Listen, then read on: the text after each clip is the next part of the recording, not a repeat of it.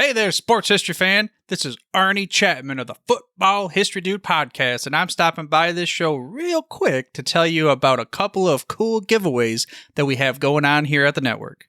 Both are autographed books covering various topics of the NFL.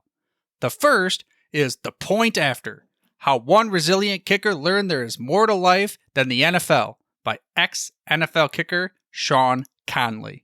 It goes over his unique experience as a walk-on kicker at the University of Pitt after never playing high school football. And then it gets into some of his time playing for NFL teams and so much more beyond the gridiron. The other is from author Kevin Bryant. His book is titled Spies on the Sidelines: The High-Stakes World of NFL Espionage. This book started as a curiosity, kind of a passion project to understand everything revolving around, well, Spygate. But this put Kevin down a rabbit hole learning about all sorts of espionage that has occurred throughout the history of the NFL. Both permissible and often the illicit techniques of gathering intel to try to impact the outcome of the game. To sign up for your chance to win an autographed copy of one of these books, all you gotta do is head over to sportshistorynetwork.com/giveaways and sign up. That's sportshistorynetwork.com/giveaways. Again, check out all the other podcasts that we have in the Sports History Network as well. But now, back to your regularly scheduled journey to the sports history timeline. Now it's time to take a sports break, a look at sports history on a daily basis. Hello, my friends in sports history. This is Darren Hayes of the Sports Jersey Dispatch. Welcome once again to the Pigpen, your place to find some great things in the sports break for sports history for July 17th. And we're going to talk about some exciting players and some great uniform numbers that they wore. Numbers we're going to talk about today are 3, 5, 45, and 20. July 17th, 1900, it was the start of a great era on the mound for the New York Giants, even though it may not have felt like it on this day. Rookie hurler Christy Mathewson began his career on that day, but lost the game to the Brooklyn Superbas. Mathewson would enjoy the better part of 16 seasons in New York, winning 373 games and holding a career ERA of 2.13. That's some pretty good pitching over a career. Now, July 17th, 1902. This is going to sort of tie into Christy Mathewson we just talked about from 1900. The Baltimore Orioles forfeited a game to the St. Louis Browns for having only 5 players available to play the game. They then forfeited their franchise back to the American League. Now, apparently, this was the final dominoes to fall in a wild transaction. John Mahan, the Orioles owner at the beginning of the 1902 season, sold his interest in the Orioles to Andrew Friedman, principal owner of the Giants, and John T. Brush, principal owner of the Cincinnati Reds, also of the National League. Well, these fellas had some ulterior motives in the purchase of the franchise that was in dire financial straits because of some bad business decisions that happened prior to that with the signing of some big name players. It all started when Mahan and his then manager John McGraw feuded, making McGraw resign and take a position with the New York Giants. See our July 16th post, they'll fill you in there because that's when McGraw took the job with the New York Giants. Now, the transaction of the buyout was reported to have been in the range of $20,000 by Friedman and Brush to Mahan. Now, that's about $626,000 in current money. Now, that day, Friedman and Brush released Joe Kelly, Joe McGinnity, Roger Bresnahan, Jack Cronin, Cy Seymour, and Dan McGann from their Oriole contracts. Brush quickly signed Kelly and Seymour to the Reds, while Friedman signed McGinnity, Bresnahan, Cronin, and McGann, joining McGraw, his new player manager, on the Giants. This initial version of the Orioles franchise in utter shambles. They had to close the doors. They had no players left. Well, the next year they moved to New York in 1903 when Frank Farrell and Bill Devery purchased the franchise rights to the defunct team and rebranded them as the New York Highlanders. And they, of course, the Highlanders eventually became the New York Yankees. There you go. July 17th, 1922, Ty Cobb clobbered 5 hits in a single game for the 4th time in a 1-year period. Had a hot bat that year. His at-bats that day against the Boston Red Sox included a home run, a double, and 3 RBIs. Not a bad day at all for the Georgia Peach. July 17th, 1924, St. Louis Cardinals ace Jesse Haynes no-hit the Boston Braves lineup in a 5-0 blanking.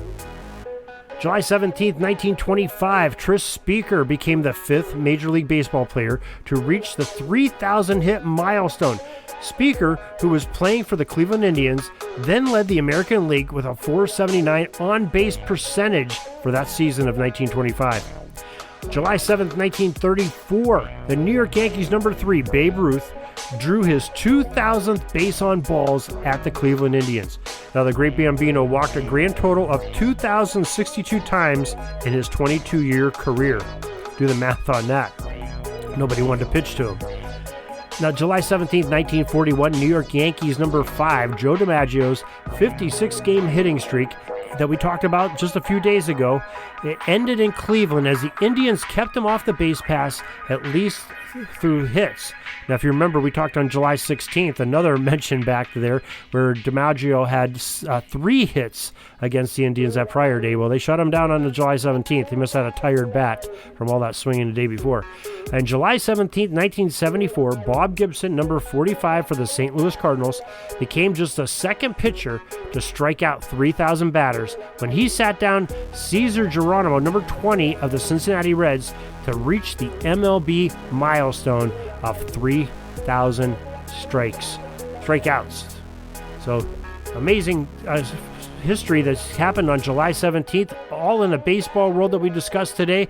And if you're hungry for some more sports history, well, you can go over to the sportshistorynetwork.com, and there are 27 different podcasts there that are just providing some great history for you to look back at those sports of yesteryear and have some great memories there. Also, if you're looking for football only, go to pigskindispatch.com. That's our sister podcast and website, and we have a couple different stories on football every single day, coming out with a brand new one every day and a brand new podcast 365 days a year, just like this podcast, the Sports Jersey Dispatch, and our home site of jerseydispatch.com, podcasting every single day to bring you these sports breaks and more, some great sports history affected by the uniforms. Till tomorrow, everybody, have a great sports history day.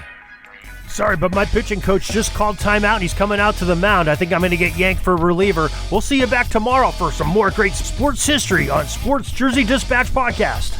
We invite you to check out our websites, jerseydispatch.com and pigskindispatch.com. Not only see the daily sports history, but to experience the preservation of great events and people that play the games. Find us on Pigskin Dispatch. It's also on social media outlets of Facebook, Twitter, Instagram, and don't forget the Pigskin Dispatch YouTube channel to get all your daily sports history.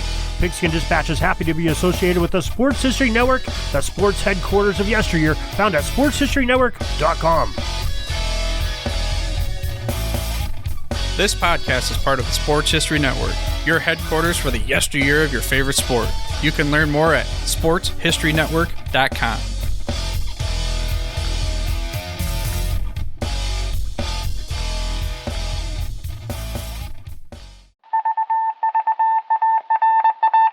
It was just another ordinary day in the offices of the Pittsburgh Guardian newspaper circa 1924. But for Marla Delft, assistant editor, everything was about to change. For she was about to discover the awesome attractiveness of Row 1 brand retro sports paraphernalia items thanks to Orville Mulligan, sports writer. And there it is.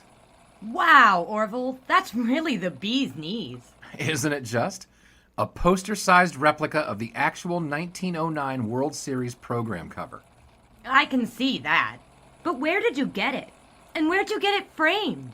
I ordered it from the Row 1 website, where over 6,000 items of sports memorabilia from the 1880s to the 1990s are available for reproduction, in multiple sizes and in several different materials, with over a dozen styles of frame to choose from for prints like this. Well, I'm sure Mr. Delft would love to put up more of these in the office. But I'm equally as sure they're beyond this newspaper's budget. Not at all, my dear Marla. See for yourself. Go to sportshistorynetwork.com/row1. sportshistorynetwork.com/row1. Oh my, these are good prices. Oh, and look at this stuff. Oklahoma-Nebraska football, college basketball art, Michael Jordan items. And so it retro was that sports Marla Delft advertisement discovered the classics. splendiferous magic of Row 1 sports memorabilia, arts, and prints. You can too by visiting sportshistorynetwork.com/row1. That's ROW1 today for access to the full Row 1 catalog of gallery prints and gifts like t-shirts, long sleeve shirts, telephone cases, coffee mugs, blankets, pillows, towels, and even shower curtains. Act today for 15% discount off all prints with coupon code SHN15 and 20% off all other items with coupon code SHN20 at checkout. And keep your dial locked to the Sports History Network for the exciting chronicles of the 1920 sports world in Orville Mulligan, Sports Writer. Coming soon.